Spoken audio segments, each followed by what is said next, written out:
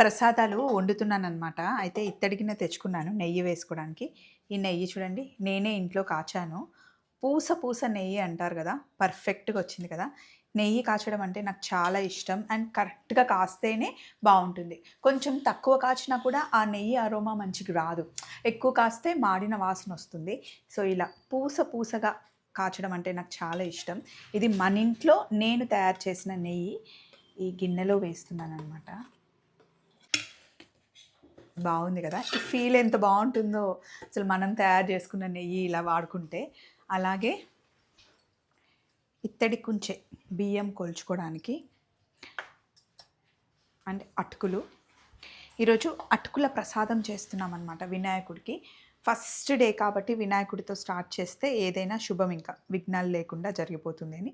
Dry fruits ఏమో చిన్న చిన్న బౌల్ రూ. 35 అండి. క్యూట్ ఉన్నాయి గదా! సో, ఇది చూపిద్దామని చిన్న షార్ట్. ఏదైనా సరే మీతో అలా షేర్ చేసుకుంటే ఏదో తెలియని ఆనందం. మంచైనా, చెడైనా, కరెక్ట్ అయినా, తప్పైనా కూడా మీరు చెప్తూ ఉంటారు కదా! అది happy. Thank you. Bye. Love you all.